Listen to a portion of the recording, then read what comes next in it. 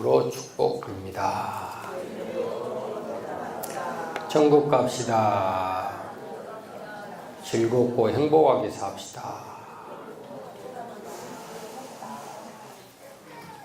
결혼식에서 가장 하이라이트는 결혼 서약을 하는 시간이죠.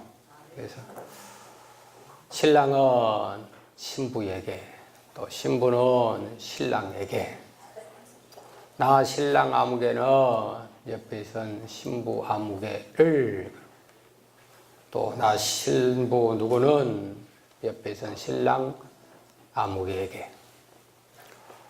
요즘은 또 결혼식들도 다 특이하게 이렇게 되어져 가니까 여러 가지 또 방법도 보게 돼서 또 지식을 얻게 되니까 참 감사는 한데 조금 다듬어야 될 그런 부분들도 있지 않느냐라고 생각을 해요. 실질적으로 저도 주례를 해보면 결혼식장에서 주례를 하면 시간이 너무 이렇게 촉박해가지고 겨우 좁아야 25분 안에 모든 걸 다 끝내야 되니까 참 다급할 때가 많이 있고, 또 권면하고 해야 될 그런 부분들이 많이 삭제되는 경우를 많이 봐요. 제가 주례할 때 지금까지 빨리 끝내세요. 사진 찍을 시간 없습니다. 얼른 내려오세요. 제가 그 짧은 결혼식장에서 주례를 3번을 받은 적이 있어요. 쪽지에 써가지고 가만히 올려놓는 거예요. 그럼 그것 보고 설교를 못하는 거예요. 그것 보고 주례사를 못하는 거예요. 그러니까 최대한 줄이고 이게 결혼식인지 그냥 대강 때우는 식인지, 그럴 바에는 자기 부모님 양가 부모 모셔놓고 가정에서 자기 아버지가 너 이렇게 살아라 선포한다 끝, 그러면 끝날 것 같아. 뭐 하려고 그렇게 사람들 많이 모아놓고 시간 다 뺏어가면서 왜 그런 일을 한가 싶기도 하기도 해요. 그런데 신랑 신부들이 하는 서약식을 보면 자기들 나름대로 막 써가지고 이렇게 서약을 하는데 참 재밌는 내용들도 많이 있더라고요.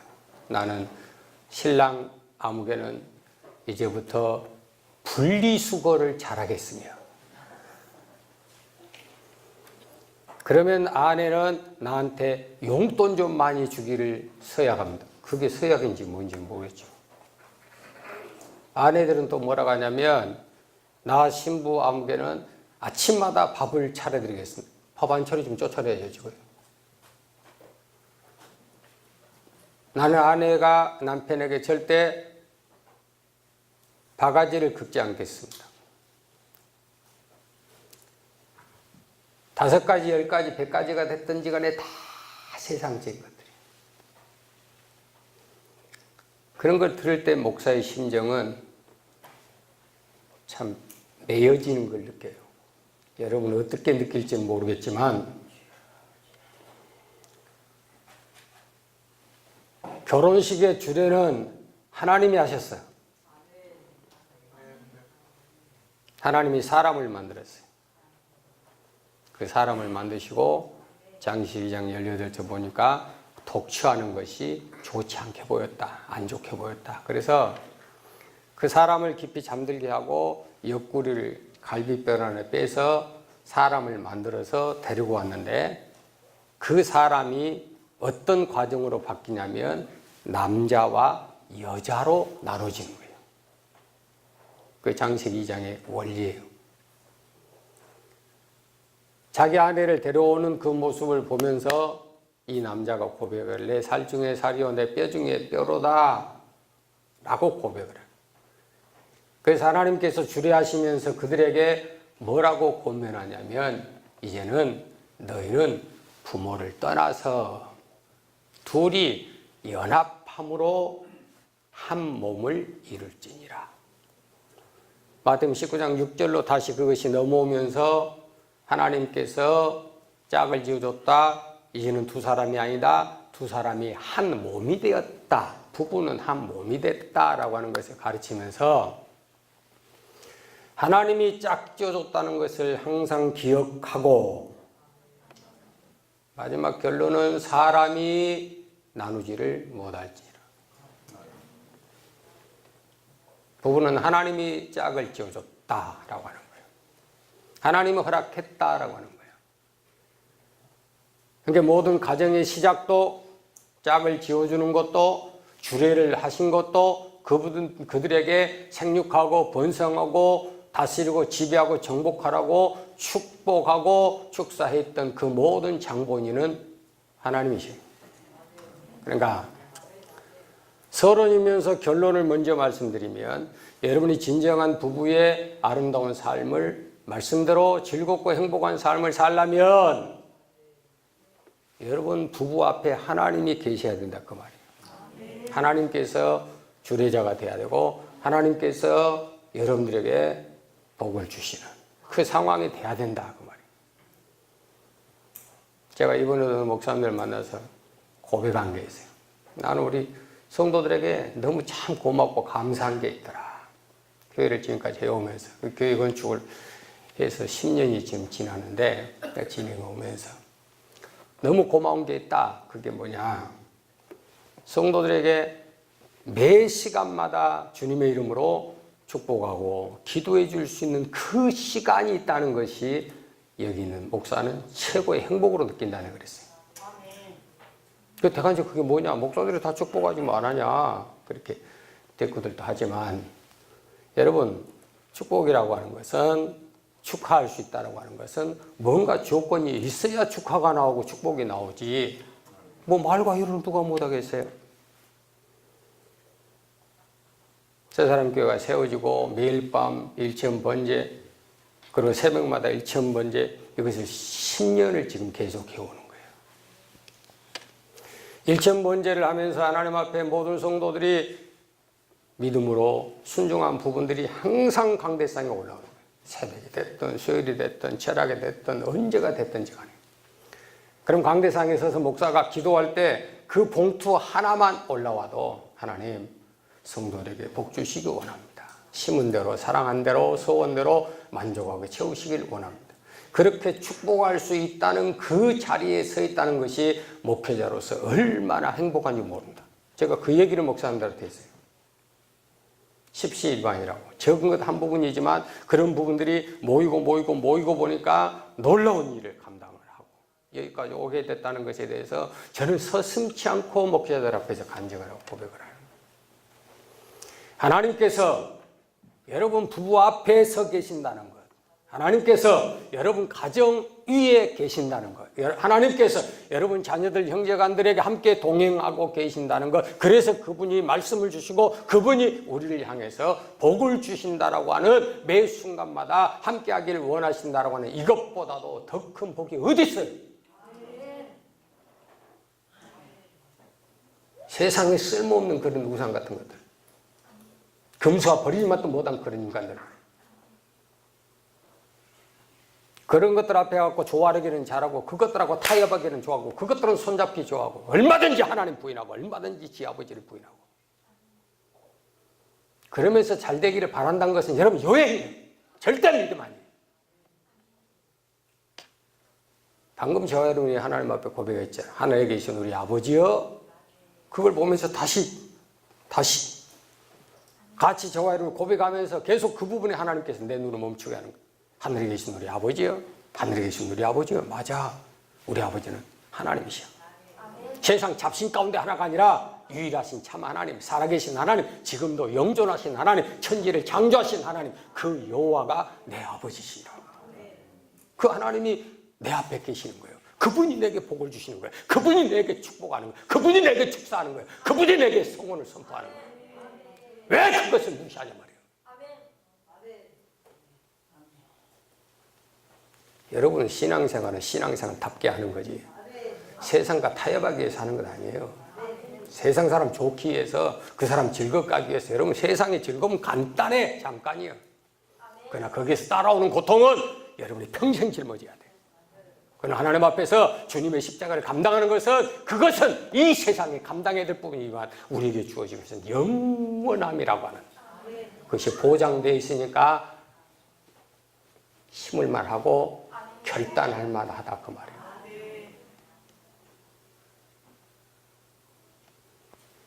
결혼식장을 보면서부터 하나님께서 주신 이 창세기 2장에 대한 말씀들을 쭉 이렇게 보여주십니다. 야, 아버지가 자녀에게 좋은 짝 안 만나게 하겠냐? 아버지가 자녀에게. 이번에 저희 동기 목사님이 딸이 결혼을 했는데 제가 못 갔어요. 토요일 날 이어서 신학교 강의를 또 해야 되고. 그럼 미리 만나서 이제 인사를 하고 그랬는데, 조 목사님, 내일 주례를 내가 해요. 그러더라고요. 예? 딸 결혼식이잖아. 왜? 딸이니까 내가 하지. 그건 너무했다. 다른 목사님 세워서 하지 왜 자기 본인이 해. 나처럼 딸을 잘하는 사람이 있으면 나와보라. 그렇게 내가 할 말이 없는 거예요. 자기처럼 딸을 잘하는 사람이 어디 있냐고. 그러니까 나처럼 자기 자식을 향해서 축복하고 그들을 이루어갈 수 있는 그들의 정확한 방향을 설정할 사람이 누구 있냐? 그러니까 나는 내가 한다 그러더라고요. 그래서 혼자 잘해먹고 잘 사시오 그랬어요. 신 목사님도 그 얘기 하셨어요. 자기 아들 결혼식을 할 때 자기가 주례했어요. 가서 보니까 자기가 올라가는 거예요. 아니, 혼주석에 앉아있을 사람이 왜 주례자로 올라가냐 그랬더니 하는 말이 우리 며느리가 나한테 해달래요 그러더라고요. 그 며느리 됐어요. 그래서 왜 며느리가 해달라요? 그러니까 아버님처럼 우리의 사정을 잘 알고 아버님처럼 우리를 위해서 잘 되기를 위해서 축복할 수 있는 그 본질적인 마음을 갖고 있는 사람 누구겠느냐. 그러니까 시아버님이 주례해 주세요. 그렇게 해가지고 어쩔 수 없이 자기가 주례를 했다. 여러분, 우리 믿음 생활에 가장 중요한 의식 하나가 뭐냐면 코람데오, 신전의식이라고. 하나님 앞에서 하나님이 네 앞에 계시고 하나님 너를 인도해 가시면 그 인도하심에 순종하고 어디에 머물든지 간에 푸른 초장이든 사망이 음침한 골짜기든 데리고 가는 대로 감사하고 순종하고 따라가면 주님이 너와 함께 하심으로 그 해가 너를 엄습하지 못하게 하겠고 푸른 초장이라 할지라도 배가 터져 죽는 일이 없게 해주겠고. 그것이 시편 23편에 네 아버지 여호와가 목자가 되시면 너희 양들을 얼마든지 이끌어갈 테니까. 양들은 요한복음 10장에서 그 목자의 음성만 잘 듣고 가자. 그럼 가는 거예요. 멈춰라. 그럼 멈춰. 우리 손지들이 제일 잘하는 게 뭔지 아세요? 가자. 그러면요. 댄번에 한다는 소리가 그거 싱싱싱. 어디서 배우는가 모르지만 무조건 그거 싱. 그거 싱. 우리 어디 갈까? 그거 싱. 해 뜨면 가요? 아침 9시면 가요? 물어봐. 어제도 바닷가가 막 나오니까 바닷가를 보면서 할아버지 바닷가 가고 싶어요. 그래? 그럼 여름 되면 가자. 따뜻한데 지금은 추우니까 안 돼요. 내일이요? 아니, 따뜻할 때. 내일 9시에요? 아니, 따뜻해지면. 내일이라 했다가 내일 안 가면 나는 맞아 죽으니까. 꼭 약속한 건 지키라고 볶아먹으니까. 얼마나 또 운동 한번 얘기가 나와가지고 할아버지 운동화 사주세요. 할아버지 운동화. 야, 큰아빠야, 어린이날을 맞이해서 네가 하나 사줘라. 그거 보내갖고 운동화 사줬어. 약속도 잘해야 해요. 우리 하나님은 요한일서 1장 9절에 미쁘시고 신실하신 하나님이다. 미쁘신 분이야. 거짓이 없어. 신실하신 그의 약속은 오늘도 어제도 영원토록 동일하신 하나님. 그래서 요한복음 13장 1절에 하나님은 자기를 사랑한 자를 사랑하시되 끝까지 사랑하신다. 변함이 없다. 라고 하는 말씀이죠. 그 하나님께서 주례를 하시면서 남자와 여자를 세워놓고 그 나머지와 여자에게 뭐라고 말씀하시냐면 아내와 남편이 그렇게 차근차근 개진되는 거예요. 이거는 발전됐다 그 소리예요. 사람을 만들고 그 사람 속에서 남자와 여자가 나오고 그 남자와 여자가 하나님이 짝을 지어주니까 남편과 아내가 되는 부부가 되었더라. 이게 창세기 2장 전장의 내용이에요. 그렇다면 하나님이 남편을 세우고 아내를 세워서 가정을 만들어 부부의 생활을 감당할 수 있게 하는데 어떤 성경적인 원리를 가지고 말씀하느냐. 오늘 에베소 5장 33절 본문의 말씀 보면 아주 짧은 성경 한 구절이지만 전체적인 부분을 다 포함하고 있는 말씀이에요. 33절 시작. 그러나 너희도 각각 자기의 아내 사랑하기를 자기같이 하고 아내도 그 남편을 경외하라. 아멘. 자, 각각 자기 아내 사랑하기를, 자기 아내를 뭐하라? 사랑하라. 사랑하라. 사랑을 하는 데 있어서 기준이 있는데 어떤 기준이냐면 자기를 사랑하는 것 같이 아내도 사랑하라. 왜냐하면 아내와 남편은 다른 세상에서 태어나서 다른 환경에서 자라고 다른 DNA를 가지고 다른 성품을 가졌지만 주 안에서 하나 됐으니까 네가 나고 내가 네다는 것을 항상 기억하라고 그 소리야. 그런데 결혼 생활을 한 10년 하면 실증 나니까 10년에 한 번씩 바꿔야 된다고 얘기를 하는 거예요. 연예인들이 나와서 하면서. 당신은 지금 20년 살아? 15년 살아? 30년 살아? 어떻게 질려서 살아? 한 사람은 그때 오래 사나? 이따위 소리들을 하는 거예요. 한 10년 살아봐. 그때부터는 정념이 뚝 떨어져. 손잡아봐. 아무 감각이 없어. 그럼 돌덩어리예요. 그러니까 10년에 한 번씩 바꿔봐. 그럴 수는 또 없는 문제고. 그러므로 어떻게 대강 살다가 어느 정도 나이 먹으면 일본인들처럼 결혼해. 은퇴하고 나면 그래서 연예인들이 모든 그 부분을 항상 시작을 첫 번째 스타트를 끊는 거예요. 백아무개 씨가 결혼을 한국에서 최초로 시작했어요. 연예인. 결혼이라는 것은 이제까지 30년, 40년, 50년 살았으니까 시집 나니까 이제는 그만하고 이혼은 아닌데 서로 따로 살면서 자기 생활 자기가 누리자. 남자는 남자대로, 여자는 여자대로 터치하지 말고 마음껏 살자. 그게 결혼이에요. 혼인을 졸업한다고 그 소리예요.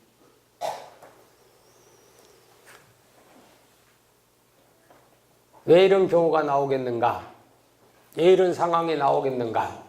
성경은 우리에게 지금 그것을 말하고 있는가? 그건 분명히 아니란 말이에요. 근데 왜 그런 경우로 이렇게 개진될 수밖에 없는가? 그런 파편으로 뛰쳐나갈 수밖에 없는가라고 하는 겁니다. 첫째 잘못된 것은 뭐냐면 두 사람이 따로라고 하는 그 생각을 10년, 20년, 30년, 40년 살면서 똑같은 생각을 못 버렸다는 겁니다. 우리 둘이는 하나다. 생각을 하는 것도 말하는 것도 행동하는 것도 우리가 지향하는 그 목표도 한 방향을 위해서 가야 된다 라고 하는 그것을 생각을 못한다. 방향이 다른 거예요. 나는 내 방향 가고 너는 네 방향 가고 나는 시댁을 생각하고 너는 친정만 생각하고 항상 거꾸로 해요. 당신은 당신대로 생각하고 나는 나대로 생각하고 너는 네대로 나는 나대로 이것을 10년, 20년, 30년, 40년이 지나도 똑같은 생각을 하고 사는 거예요. 성경은 그런 부분들이 그리스도 안에서 하나로 섞어지도록 그런 생활이 한 몸이 되도록 그런 생각이 한 생각이 되도록 그런 목표가 하나의 목표가 되도록 하기 위해서 하나님은 남자와 여자를 남편과 아내로 세웠어요. 달라 각각 같은 것이 하나도 있을 리가 없어요. 그런데 그 두 사람이 어떻게 만나서 한 몸이 이루게 되느냐? 그래서 결혼이라는 게 부부 생활이 그래서 부족하지만 연약하지만 안 맞지만 살아가면서 부족한 부분들을 하나로 만들어가는 과정이 있는 것이 부부다 지금 그 말이에요. 처음부터 만날 때 완전히 100% 완전히 확신해가지고 둘이 니나나 똑같이 딱 찰떡같이 만난 사람이 어디가 있어요? 세상에 없나니 하나도 없는 거예요. 눈에는 맞으면 입에는 안 맞고 입에는 맞으면 귀에가 안 맞고 귀에가 맞으면 손에는 안 맞고 모든 매사가 다 그런 거예요. 믿음의 생활로 하나님께서 우리의 가정의 주인이 되시고 아버지가 되신다라고 하는 그 말씀의 원리도 너희가 내 안에서 내 앞에서라고 하는 믿음 안에서 주 안에서라고 하는 그런 단서를 붙여놓고 부부는 부족한 부분이 있고 연약한 부분이 있고 허물된 것들이 있고 더러운 부분이 들춰난다 할지라도 그것을 끝까지 긁어내지 말고 두 사람이 한 몸이 되도록 만들어라. 그럴 때 뭐가 나오냐면 사랑이라는 것이 나온다. 사랑은 모든 허물을 덮어주는 거죠. 사랑은 모든 죄를 다 가려주는 것이죠. 자문 1장 12절에 베드로전 4장 8절에 사랑이 뭐냐? 긁어내서 파서 부스럼 내가지고 더 들쳐내버린 것이 아니라 20년 30년 얘기를 품에 안고 있다가 그걸 가지고 어떤 부부싸움하면 막 폭발해가지고 네가 20년 전에 30년 전에 그러더니 지금까지도 그러냐고 퍼부숴 버리지 말고 연약한 거 있고 부족한 거 있거든. 그 허물된 것은 실수한 것들. 사람이 살다 보면 실수가 왜 없어요. 그 실수한 부분들을 여러분들이 그것을 가지고 자기 마음속에 박아놓고 그 못자국을 영원히 못 빼는 사람들이 있어요. 또 교회 와서 말씀 듣고 깨달음 받고 하나님 맞아요 그렇게 했습니다 라고 회개는 해놓고 그 모습을 뽑아내놓고 그 상처 자국이 지금도 여전히 깊이 박혀야 돼요. 그러니 어떻게 하나가 되겠어요? 안 되지. 두 사람 사이가 가로막힌 게 있는데 어떻게 하나가 되겠어요? 이사야 59장 1절 2절 3절까지 말씀을 통해서 하나님과 성도도 결단코 절대 하나 될 수 없다. 너희가 나를 부지런히 찾고 부지런히 손을 내밀고 부지런히 구해도 나는 너와 만날 수가 없고 네가 나에게 올 수도 없다. 왜? 너하고 나 사이에 구렁이 끼어 있어서, 가로막힌 담이 벽이 있어서. 내가 가고 싶은데 그 벽이 있지 않냐. 니들이 나한테 온다고 그렇게 열심히 신앙생활 하는데 나를 한 번도 만나본 적이 없지 않냐 지금 그러잖아요. 그 뭐 때문에 그래요? 가로막힌 벽이 있다. 그것이 바로 허물과 죄다. 부부가 하나가 되지 못한 것이 뭐냐. 허물과 죄가 가로막힌 장벽이 있으니까 10년을 살아도 30년, 50년을 살아도 그 장벽은 영원히 안 벗겨지는 거예요. 그걸 바꾸려고 하는 생각이 없는 거예요. 바꾸고 싶은 그런 결단도 없는 거예요. 그냥 그렇게 살아. 왜? 나는 원래 그래. 원래. 그거는 며느리가 아버지, 시어머니에게. 시어머니, 어머니께서 아드님을 너무 왕자병으로 키우셨어요. 다시 데리고 가셔서 조금 철하게 좀 키워주세요. 시어머니가 뭐라고 대답하냐면 반품 불가다. 고장난 거는 안 받는다.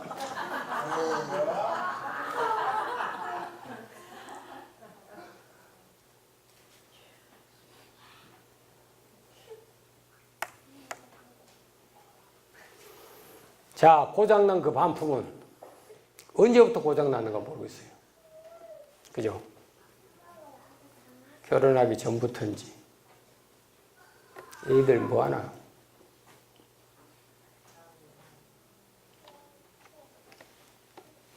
자, 그 고물은 결혼하기 전부터 고물이에요. 결혼하고서 살면서 고물이에요. 똑같이 뭐예요? 시어머니가 한 말도 맞고 며느리가 한 말도 맞아. 키울 때 그렇게 왕자처럼 옹냥 그걸 일명 마마보이라고 그래. 어머니에 의해서, 엄마에 의해서, 엄마에 의한 엄마 인생이요. 그럼 평생 사는 걸 어디 목적에, 어디 입맛에 맞춰 사느냐? 자기 부모 입맛에 맞추고 사는 거예요. 그러니까 부부 가정생활 하는데도 꼭 그렇게 당신이 나 엄마처럼 나를 그렇게 받들어 섬겨줘야 된다는 거예요. 그럼 언제까지 마마할 거예요?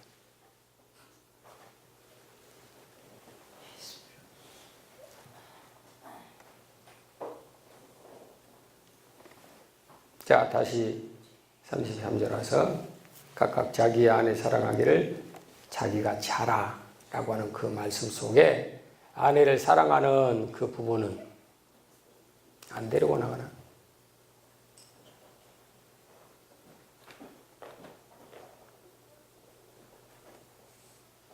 골로새 3장 19절 말씀 보면 아내를 사랑하고 따라합니다. 괴롭게 하지 말라. 따라해요. 괴롭게 하지 마라. 자, 자기 짝을 쳐다보면 나를 사랑하거든. 괴롭게 하지 마시오. 나를 괴롭히는 이유가 뭐예요? 안 사랑해서 그래요. 사랑 안 해서가 아니라 안 사랑해서. 그죠?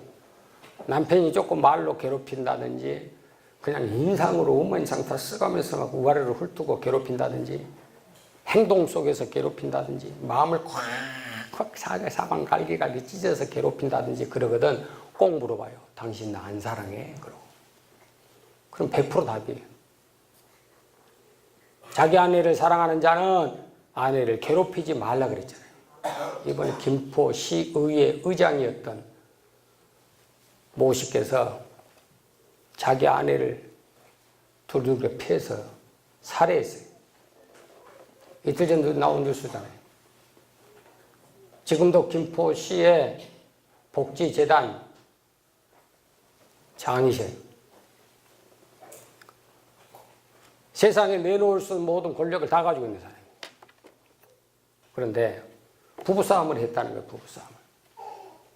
그게 그 현장에 가보니까 골프채가 있고 소주병 3병이 있는데 비워진 소주병 3병에 그중 하나는 깨져 있는 거예요. 국과수에서 이 시신을 부검을 했어요. 어떤 상황 속에 저게 됐느냐. 그러니까 심장이 파열돼 버린 거예요. 심장이. 골프채로 얼마나 두들겨 팼는지, 소주병을 깨가지고 얼마나 찔렀는지 몸에가 그 상처 자국이 난자하는 거예요. 그러면서 한단 말이 무슨 말이냐면 아내가 죽을지 모르고 때렸다는 거예요. 그래야 조금 죄가 가벼워질 것 아니에요?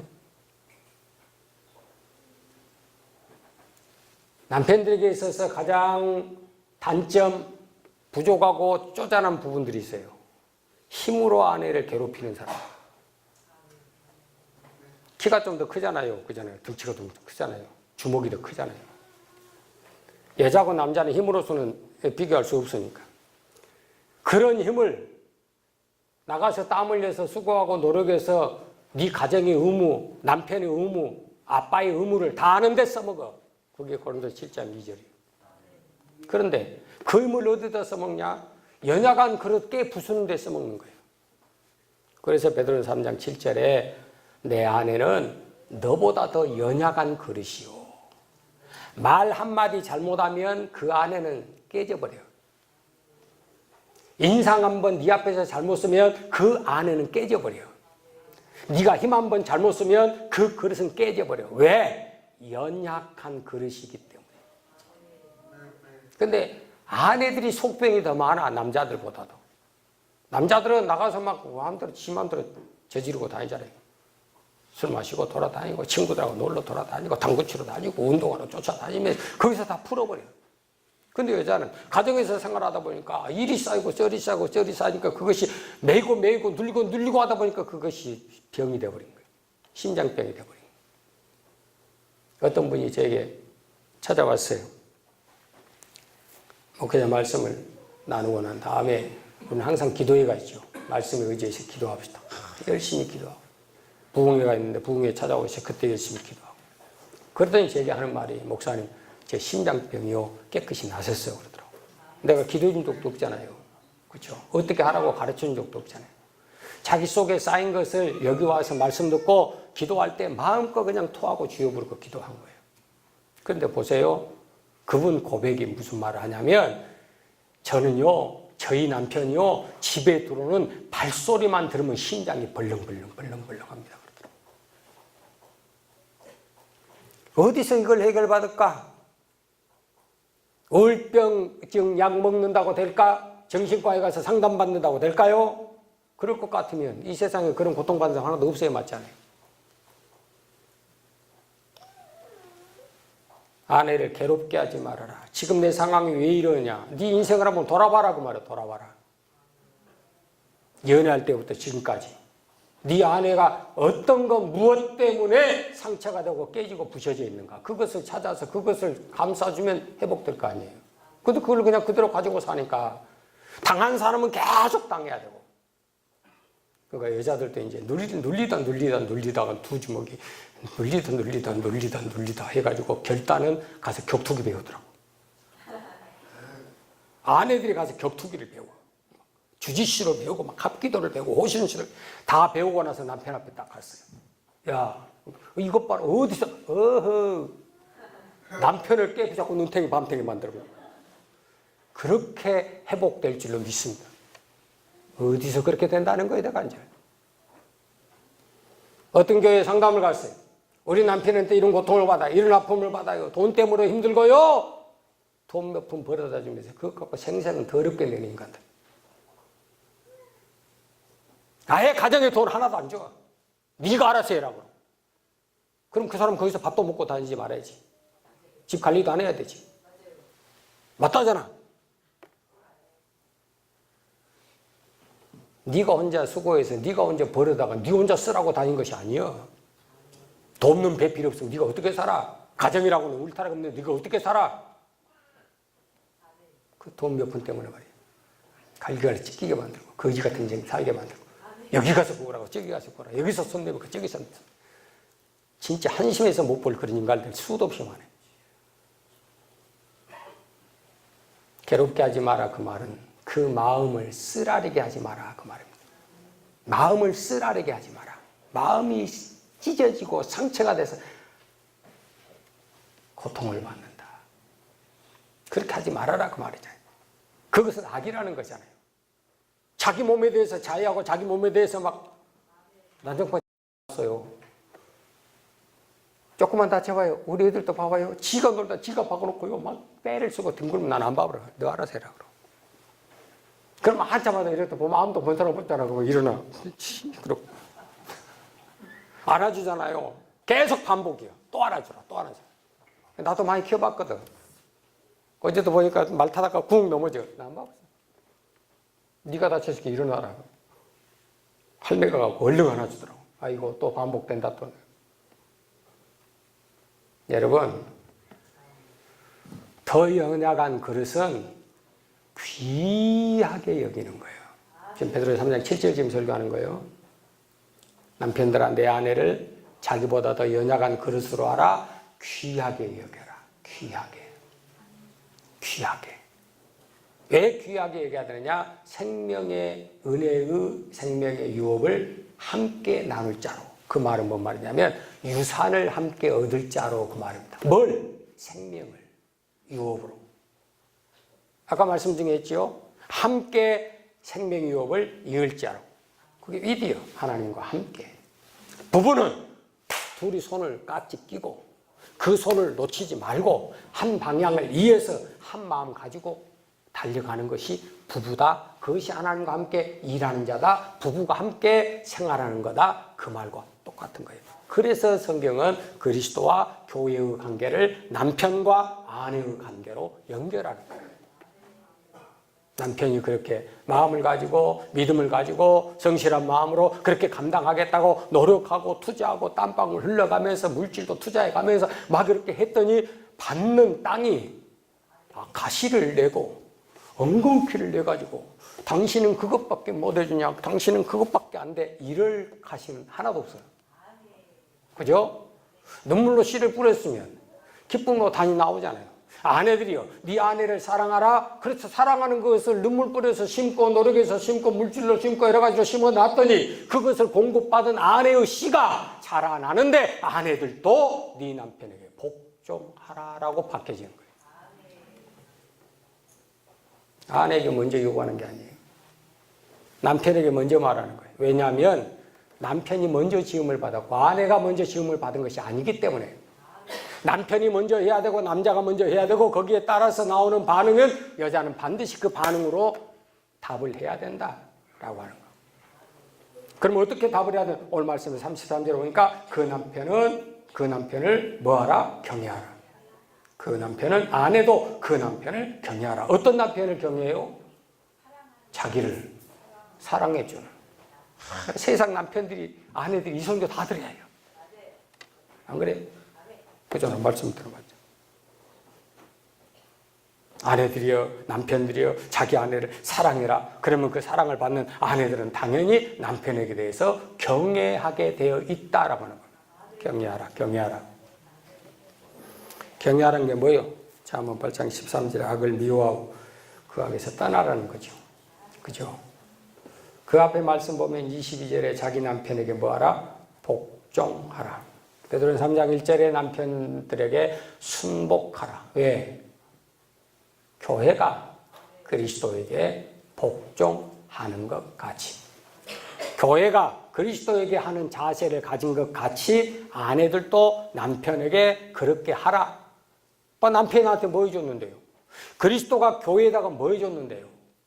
그리스도는 교회의 머리가 되시고 자기 몸을 교회를 위하여 희생하여 주신 것과 같이 그것을 받은 교회도 그 자기 몸을 버리신 그리스도를 향해서 머리를 향해서 뭐하라? 복종하라, 순복하라. 이것이 하나님 앞에서 값진 것이니라.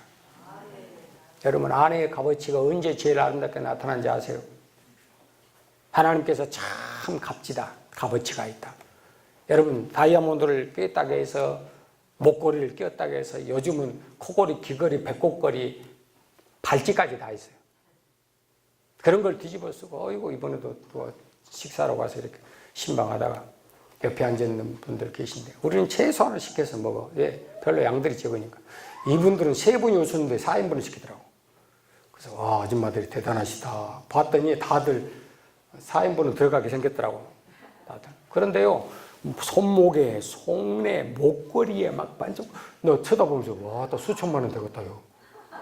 이 아줌마들이 3분이 앉아서요, 다들 자랑하는 거예요. 이거 얼마, 밥 먹으러 반찬 내려간 것이 아니고 손에도 쭉 내밀고 하는 거예요. 막 금이요, 번들번들, 번쩍번쩍. 나 실반지 하나 꼈던 거 오늘 빼버렸어요. 왜? 하도 애교만 보길래.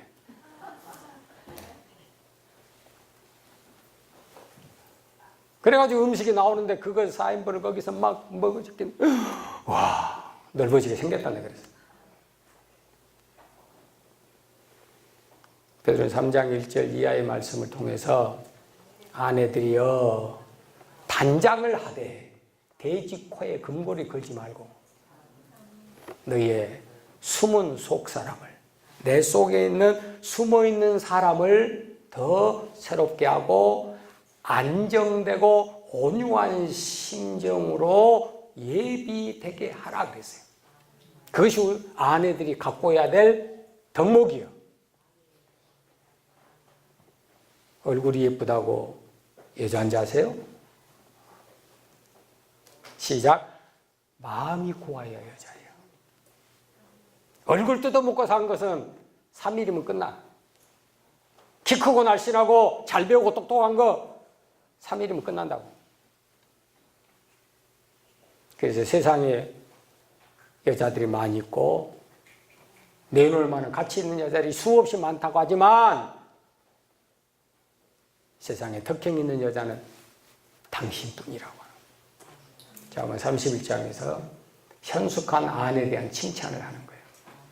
남편이 나가서 무슨 일을 하든 가정에서 어떤 일을 하든 자녀들이 어떤 일이 일어나든 묵묵히 자기에게 주어진 그 일을 온유함으로 인내함으로 감당할 수 있는 그 자리를 보면서 남편이 칭찬합니다. 덕행 있는 여자가 참 많다. 근데 당신 못 따라온다. 잠깐 나는 둘러앉는 자식들이 뭐라 하냐면 엄마가 진짜 온유한 엄마. 엄마가 진짜다. 나 결혼하면 엄마 같은 사람하고 하고 싶어. 그런 소리는 들어야 되지 않겠습니까? 자, 옆에 사람한테 하라 그 소리요. 시작.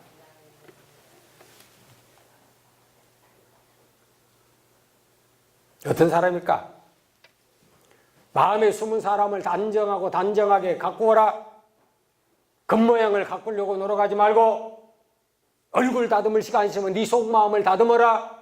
세상 것으로 분주하지 말고 한 가지만 하더라도 그것이 하나님 앞에 인정받는 삶이 되도록 하라.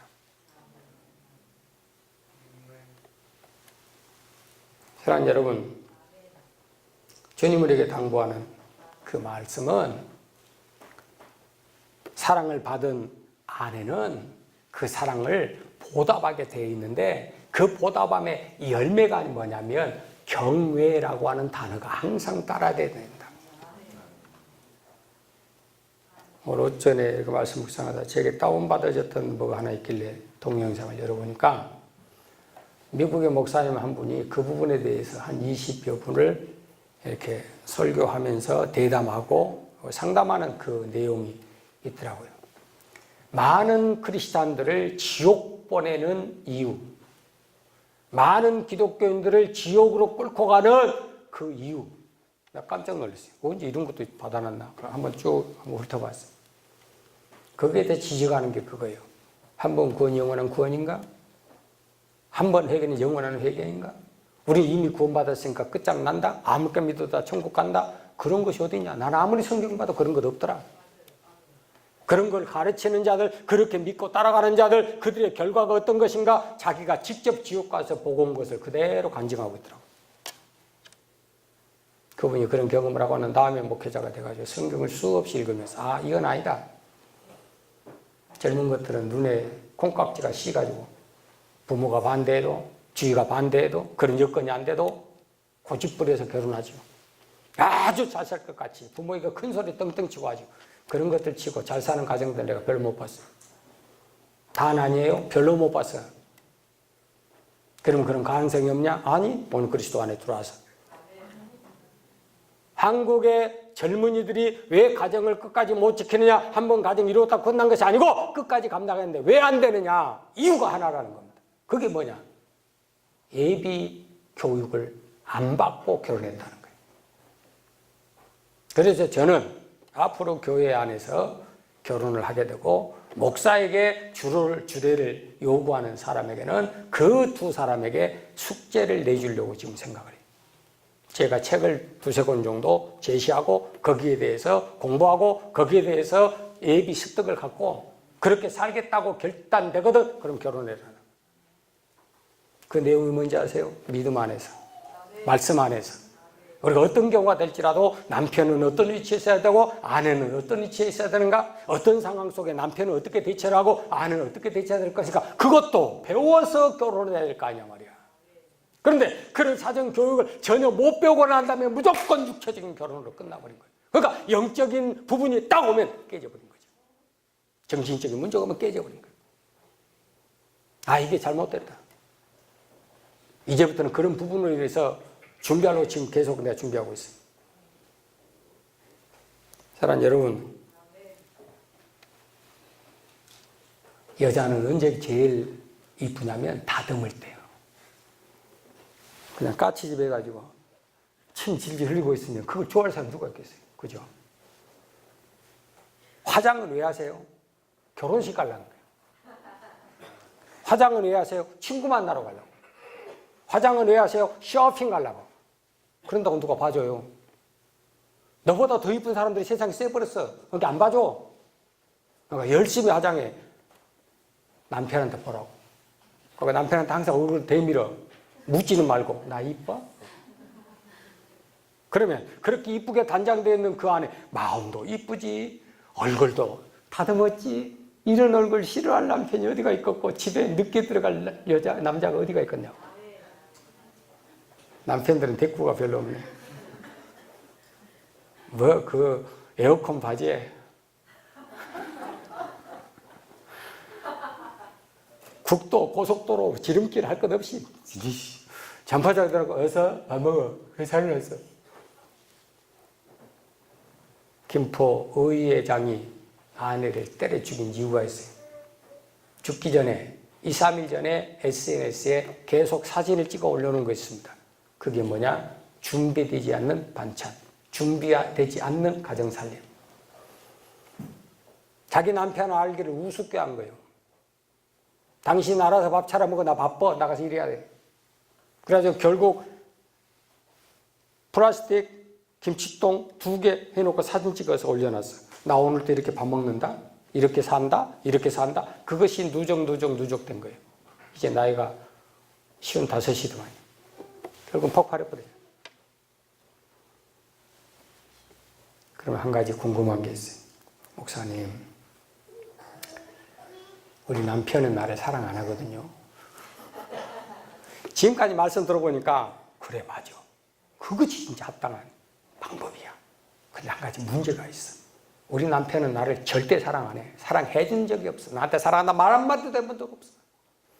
근데 내가 경애하라고 하라. 내가 복종해요. 내가 순복해요. 이건 안 맞잖아요. 예, 안 맞아요. 그래도 하라는 거예요. 그러면 여자들은 이제 섬기려고 그래요. 예배 끝나고 나면 여러분들 이제 머리띠 두르고 넥타이 머리에다 묶고 이제 조목사는 물러가라. 그렇게 하려는 거 모르겠어요. 고린도전서 7장 14절, 16절 두 절의 말씀을 통해서 네 남편이 안 믿는 남편이든 네 아내가 안 믿는 아내든 그거는 상관없다라고 선을 그어놨어요. 그러면 지금 말씀은 어떤 말씀이냐? 주 안에 성도된 부부에게 말씀한 거고, 지금 말씀드릴 것은 한쪽이 안 믿는 부부에 대해서 말씀을 다시 재거론을 하는 거예요. 네 남편이 안 믿는다 가자, 네 아내가 안 믿는다 가자, 그런다고 해서 안 믿는 그 행동으로 내게 하는 그 행동을 네가 악을 악으로 부딪히지 말라 그거 말이에요. 그러면 믿는 자는 안 믿는 자에게 대해서 어떻게 대해야 될 것이냐? 첫째, 거룩함으로 그랬어요. 항상 거룩함으로. 단장하라, 안정되고 온유한 심령으로 준비하라, 다듬어라. 외형적인 모습 가지고 깃을 세우고 좋은 옷 입고 다니면서 폼 잡고 다니지 말고. 그것이 이쁜 여자 아니야. 너보다 이쁜 거 강남에 가면 쎄버렸어. 청담동 가봐. 발에 치여. 거의 똑같은 얼굴들이 많이 숨어있 다녀. 어디 성형외 카페 발에 치여. 얼마나 이쁜 여자들 많은데. 근데 이상하게 다 거의 그거예요. 비슷비슷하게 생겨. 거룩. 안 믿는 남편이, 안 믿는 아내가 믿는 남편, 믿는 아내를 통하여 거룩하게 될지 누가 알겠느냐. 그 말은 무슨 말이에요? 거룩되게 하라는 거예요. 믿는 아내가 안 믿는 남편을 거룩하게, 믿는 남편이 안 믿는 아내에게, 믿는 아내가 안 믿는 남편에게 짜증내고 손가락질하고 비방하고 나는 저것 때문에 못 살아, 어쩌다가 저것 만나냐 하지 말고 거룩함이라고 하는 목표를 지향하고, 두 번째 구원이라고 하는 목적이 있어야 된다. 안 믿는 남편이 믿는 아내로 구원을 얻을지 어떻게 알겠으며, 안 믿는 아내가 믿는 남편을 통해서 어떻게 구원받을 줄 알겠느냐? 그럼 결론이 뭐예요? 우리의 한 목적은 영혼 구원이라는 거죠. 생명의 은혜의 유업을 함께 나눌 자, 신앙의 유산을 함께 나눌 자, 그것을 통해서 우리의 가정을 행복하게 만들고 우리의 자녀들을 행복하게 만들 수 있는 그 동기적인 것으로 함께라고 하는 것으로 이끌어가라, 그 소리죠. 구원이라고 하는. 자, 다른 사람 구원받기 위해서는 우리의 이득권을 찾아서는 절대 못하는 거예요. 내가 뭔가 손해가 보고 내가 뭔가 낮아지고 내가 뭔가 포기해야 그것이 이루어진 것이지, 그리스도께서 자기의 몸을 버리시고 십자가에 죽어주심으로 저와 여러분이 의롭게 되는 것처럼 믿는 자가 말씀 안에서 희생하고 순복하고 복종하는 그 관계, 사랑하는 관계가 되어지고 경외하는 그 가정에 갈 때 비로소 화목하게 해결될 수 있다. 그 소리. 오늘 말씀 33절을 기억하세요. 사랑은 경외와 늘 함께 동행한다는 겁니다. 그 경외는 악과의 관계가 있어요. 죄와의 관계가 있어요. 그 죄와의 관계를 깨트려 이길 수 있는 것은 사랑밖에 없다는 겁니다. 아무리 악한 것이 있다 할지라도 그것을 이길 수 있는 방법은, 악한 것을 이길 수 있는 방법은 선밖에 없고 믿음밖에 없다는 거예요. 그 영혼을 구원해야 되겠다 그러면 그 목적밖에 없다는 거예요. 그걸 가지고 살려면 그걸 가지고. 잠언 5장 18절에 내 샘을 복되게 하며 내가 어렸을 때 취한 내 아내를 즐거워하라 그랬어요. 젊었을 때 취한 아내 즐거워하라. 젊을 때 나밖에 모르고 그냥 못다 핀 꽃송이가 나한테 와서 시들어붙잖아. 무슨 말인지 이해가 되세요? 아, 목사님 난요 한 40에 결혼했구나 그런 건 몰라요. 그런 사람 빼고. 꽃송이 막 피려고 한데 그냥 꺾여버렸어요. 데리고 가버렸어요. 그러더니 좋다고 꺾어가더니 이제는 이상하게 똥침막까지 취급을 하네. 그런 짓 하지 말라 소리야. 전도서 9장 9절에 우리 인생살이는 다 헛되고 헛돼.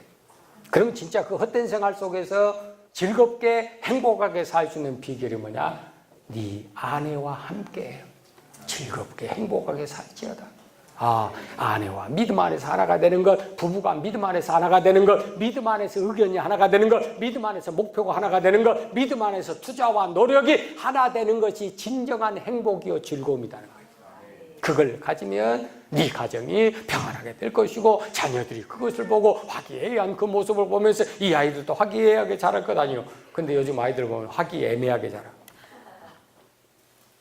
화기란 것은 불 나오는 기계예요. 총이라 그 소리예요. 이제 이것도 썰렁 개그니까 들어도요. 사는 것이 아주 애매하게 살아. 형님인지 동생인지 부모인지 자식인지 아버지인지 어머니인지 몰라.